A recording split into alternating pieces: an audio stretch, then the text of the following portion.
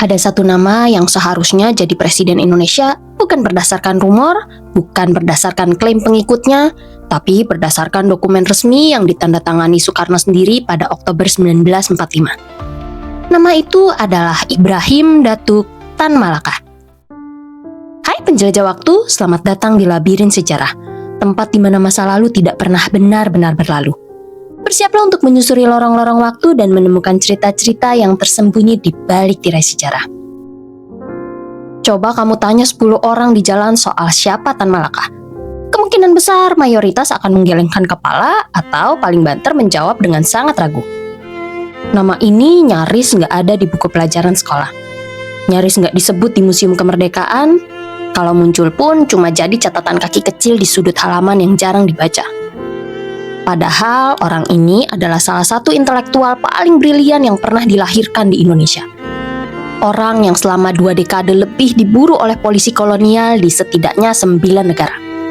Orang yang tulisan-tulisannya secara diam-diam membakar semangat generasi muda yang kemudian memimpin revolusi kemerdekaan.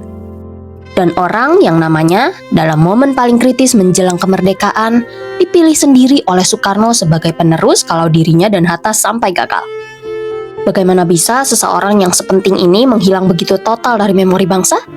Dan apa yang sebenarnya terjadi pada kematiannya yang sampai hari ini masih menjadi misteri yang gak pernah benar-benar terpecahkan? Buat ngerti kenapa Tan Malaka sepenting itu dan sekaligus seperbahaya itu bagi banyak pihak, kita perlu mundur jauh ke awal abad ke-20 ke tanah Sumatera Barat yang melahirkan salah satu pemikir revolusioner paling luar biasa dalam sejarah Asia Tenggara. Ibrahim Glaser, nama barat yang sempat dipakainya sebagai samaran, lahir tahun 1897 di Nagari Pandam Gadang, Suliki, Sumatera Barat. Dari keluarga yang terpandang secara adat tapi nggak kaya secara materi, dia mendapat kesempatan yang sangat langka untuk zamannya, yaitu beasiswa sekolah guru ke Belanda, didanai secara kolektif oleh komunitas Minangkabau di kampung halamannya yang percaya bahwa investasi terbaik mereka adalah mendidik anak yang paling cerdas. Di Belanda, Tan Malaka bersentuhan dengan pemikiran sosialis dan revolusioner Eropa yang sedang memuncak pasca Perang Dunia I. Revolusi Bolshevik di Rusia baru aja terjadi tahun 1917 dan di seluruh Eropa sedang ada gelombang besar kesadaran kelas pekerja yang mempengaruhi jutaan orang. Tan Malaka menyerap semua ini dengan sangat cepat dan sangat kritis, bukan dengan menerima bulat-bulat tapi dengan terus mempertanyakan relevansinya untuk konteks Asia yang sangat berbeda. Dia kembali ke Jawa tahun 1919 bukan sebagai guru biasa, tapi sebagai seorang revolusioner yang sudah punya visi yang sangat jelas tentang apa yang harus terjadi di Hindia Belanda. Dia mendirikan sekolah rakyat di Semarang yang sangat berbeda dari sekolah-sekolah kolonial biasa. Di sana mereka mengajarkan anak-anak buruh baca tulis dengan konten yang menanamkan kesadaran kelas dan semangat anti kolonial dan bukan kepatuhan pada sistem yang menindas mereka. Aktivitas ini langsung menarik perhatian aparat kolonial Belanda. Dan dari titik inilah pelarian panjangnya dimulai. Pada tahun 1921, Tan Malaka terpilih sebagai ketua PKI, yaitu Partai Komunis Indonesia, yang waktu itu bukan partai pinggiran, tapi salah satu organisasi massa paling kuat di Asia. Tapi posisi ini justru menempatkannya di persimpangan yang sangat berbahaya antara dua kekuatan besar, yaitu pemerintah kolonial Belanda yang ingin menangkapnya, dan Komintern berbasis Moskow yang ingin mengontrolnya. Di Kongres Komintern keempat di Moskow tahun 1922, Tan Malaka menyampaikan pidato yang kemudian jadi sangat bersejarah. Memperkenalkan konsep pan-Islamisme revolusioner sebagai kekuatan yang harus dirangkul oleh gerakan komunis, bukan dilawan dalam konteks perjuangan anti-kolonial di negara-negara muslim. Ini adalah posisi yang sangat kontroversial di dalam gerakan komunis internasional yang secara ideologis menganggap agama sebagai candu rakyat yang harus dilawan.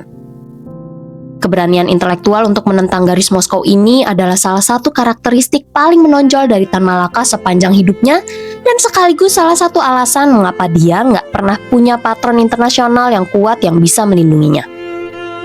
Dia terlalu kiri untuk diterima oleh nasionalis moderat, tapi terlalu independen dan terlalu kritis untuk dipeluk sepenuhnya oleh Moskow atau PKI lokal yang semakin dikontrol dari luar negeri. Tahun 1923, Belanda mengusirnya dari Hindia Belanda dan melarangnya kembali, yang menjadi sebuah keputusan yang mengawali pengasingan yang akan berlangsung hampir 20 tahun dan membawanya ke setidaknya 8 negara berbeda dengan identitas yang selalu berganti-ganti. 2 dekade pengasingan adalah periode yang hampir nggak masuk akal kalau dibayangkan dari kenyamanan zaman sekarang. Tan Malaka hidup berpindah-pindah di Filipina, Tiongkok Daratan, Hong Kong, Singapura, Thailand, dan beberapa negara lain, selalu dengan identitas palsu, selalu dengan uang yang sangat terbatas, dan selalu dengan ancaman penangkapan yang bisa datang dari polisi kolonial Belanda yang punya jaringan agen di seluruh Asia, dan kadang juga dari faksi dalam gerakan komunis internasional yang menganggapnya terlalu berbahaya karena terlalu mandiri secara pemikiran. Di Filipina, dia sempat ditangkap dan dipenjara. Di Hong Kong dia ditangkap lagi dan sempat akan dideportasi. Di setiap tempat, hidupnya adalah kombinasi antara menulis secara intensif, mengorganisir jaringan bawah tanah, dan menghindari aparat yang terus mengejarnya. Tapi justru dalam periode pengasingan yang panjang dan berat inilah karya-karya terpentingnya lahir. Madilog, materialisme, dialektika, logika, yang diselesaikan selama pengasingan di akhir 1930-an adalah salah satu karya filsafat politik paling orisinal yang pernah dilahirkan pemikir Indonesia. Tulisan-tulisannya beredar secara diam-diam di Indonesia dalam bentuk selebaran dan salinan tangan, dibaca oleh generasi pemuda yang kelak memimpin revolusi, termasuk banyak dari mereka yang kemudian menjadi tokoh-tokoh yang namanya jauh lebih dikenal dari Tan Malaka sendiri. Pengaruhnya terhadap pemikiran gerakan kemerdekaan Indonesia jauh lebih besar dari yang pernah diakui secara resmi. Ketika Jepang menginvasi Hindia Belanda tahun 1942 dan kekuasaan kolonial Belanda runtuh dalam waktu yang sangat singkat, Tan Malaka melihat ini sebagai momen yang sudah lama dia persiapkan secara intelektual. Dia kembali ke Jawa secara diam-diam dengan identitas samaran sebagai pegawai biasa, tinggal di berbagai tempat, terus menulis dan mengorganisir secara bawah tanah, dan menunggu momen yang tepat untuk bergerak secara terbuka. Momen itu datang pada Agustus 1945. Dalam hari-hari paling kritis menjelang proklamasi, ketika golongan pemuda mendesak Soekarno dan Hatta untuk segera memproklamasikan kemerdekaan tanpa menunggu persetujuan Jepang, Tan Malaka terlibat secara aktif meski keterlibatannya dalam detail-detail spesifik masih jadi perdebatan di antara sejarawan yang mengandalkan sumber-sumber yang berbeda.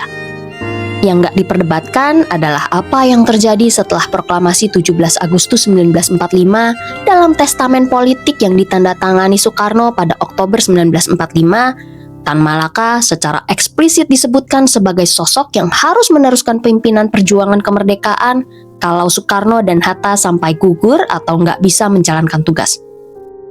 Ini adalah pengakuan formal yang sangat signifikan, bukan sekedar penghargaan simbolis, tapi penetapan posisi dalam hierarki kepemimpinan revolusi yang sangat konkret konteksnya, mengingat situasi yang sangat berbahaya saat itu.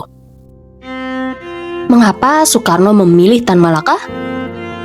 Kemungkinan besar karena legitimasi historisnya yang sangat panjang dalam perjuangan kemerdekaan, reputasi yang bahkan para musuh politiknya nggak bisa sepenuhnya membantahnya, dan karena Soekarno memahami bahwa seseorang dengan kapasitas intelektual dan jaringan bawah tanah sekuat Tan Malaka adalah aset yang nggak ternilai dalam kondisi revolusi yang sangat tidak pasti. Tapi posisi yang secara legal sangat kuat ini justru menjadikan Tan Malaka target dari banyak pihak yang merasa terancam oleh keberadaannya di pucuk hierarki revolusi. Konfliknya yang paling terbuka dan paling signifikan adalah dengan Sultan Syahrir, tokoh nasionalis yang menjabat Perdana Menteri pertama Indonesia dan yang punya visi sangat berbeda soal strategi mempertahankan kemerdekaan. Syahrir adalah pendukung kuat strategi diplomasi dengan Belanda yang percaya bahwa pengakuan internasional hanya bisa dicapai melalui negosiasi yang realistis dan bertahap, dan bukan melalui perlawanan bersenjata total yang bisa memberikan alasan bagi sekutu untuk mendukung Belanda. Sedangkan Tan Malaka menentang keras posisi ini. Dalam pandangannya yang dirumuskan dengan sangat jelas dalam konsep merdeka 100%, gak ada ruang untuk kompromi dengan penjajah, dan setiap perjanjian yang mengakui klaim Belanda atas wilayah atau kedaulatan Indonesia adalah pengkhianatan terhadap cita-cita kemerdekaan yang sudah dibayar dengan pengorbanan yang sangat besar. Dia mendirikan Persatuan Perjuangan pada Januari 1946. Sebuah koalisi dari berbagai kelompok politik dan militer yang menentang arah kebijakan pemerintahan Syahrir. Dalam hitungan minggu, Persatuan Perjuangan berkembang menjadi kekuatan oposisi yang sangat besar, menarik dukungan dari banyak pemuda bersenjata dan kelompok milisi yang frustasi dengan lambatnya kemajuan diplomasi. Skala dukungan inilah yang membuat Tan Malaka jadi ancaman eksistensial bagi struktur kekuasaan yang sedang dibangun oleh Syahrir dan sekutu-sekutunya dalam pemerintahan. Lalu pada Juli 1946, dalam peristiwa yang dikenal sebagai peristiwa 3 Juli, Tan Malaka dituduh terlibat dalam upaya kudeta terhadap pemerintah Syahrir, sebuah tuduhan yang sampai sekarang masih sangat diperdebatkan oleh para sejarawan karena bukti-bukti yang ada sangat tidak konklusif dan banyak yang menganggap tuduhan ini lebih merupakan konstruksi politik daripada fakta yang benar-benar terjadi. Tapi terlepas dari kebenaran tuduhan itu, hasilnya sangat nyata. Tan Malaka ditangkap dan dipenjara oleh pemerintah Republik Indonesia sendiri, bukan oleh Belanda, bukan oleh Jepang, tapi oleh negara yang secara hukum masih mencantumkan namanya sebagai calon penerus kepemimpinan dalam testamen Soekarno. Ironis yang sangat pahit ini berlangsung selama hampir 2 tahun. Tan Malaka ditahan tanpa proses pengadilan yang memadai, dipindahkan dari satu tempat penahanan ke tempat lain, sementara di luar sana revolusi terus berlangsung dan berbagai perjanjian yang dia tentang seperti Linggarjati, Renville, satu persatu ditandatangani oleh pemerintah yang menahannya. Ketika akhirnya dibebaskan pada tahun 1948, Tan Malaka kembali ke panggung politik dalam situasi yang sudah sangat jauh berbeda. Agresi militer Belanda kedua di Desember 1948 menghancurkan infrastruktur pemerintah Republik, Soekarno dan Hatta ditangkap dan diasingkan ke Bangka, dan kekacauan total melanda di seluruh wilayah yang masih dikuasai Republik. Dalam situasi inilah Tan Malaka mencoba mengisi kekosongan kepemimpinan yang secara hukum dia punya legitimasi untuk mengisi, dengan bergerak ke Jawa Timur untuk membangun basis kekuatan dan mengkoordinasikan perlawanan bersenjata. Dan disinilah jejaknya berakhir pada Februari 1949 di wilayah sekitar Kediri, Jawa Timur. Apa yang terjadi dalam minggu-minggu terakhir kehidupan Tan Malaka adalah salah satu periode paling gelap dan paling sulit diverifikasi dalam sejarah revolusi Indonesia. Sumber-sumber yang ada sangat sedikit, sangat saling bertentangan, dan hampir semuanya berasal dari pihak-pihak yang punya kepentingan politik dalam menceritakan versi mereka sendiri. Yang bisa dirangkum dari penelitian paling serius yang tersedia, termasuk penelitian panjang sejarawan Belanda Harry Puze yang mendedikasikan hampir seluruh karirnya untuk mendokumentasikan kehidupan Tan Malaka, adalah bahwa dia ditangkap oleh Satuan Tentara Republik di daerah sekitar Pacitan atau Kediri dan dieksekusi tanpa proses pengadilan apapun. Siapa yang memberikan perintah eksekusi? Ini adalah pertanyaan yang sejarawan terus perdebatkan. Beberapa penelitian mengarah pada komandan militer lokal yang bertindak atas inisiatif sendiri dalam situasi chaos total pasca agresi Belanda. Beberapa penelitian lain mengindikasikan bahwa ada instruksi dari tingkat yang lebih tinggi.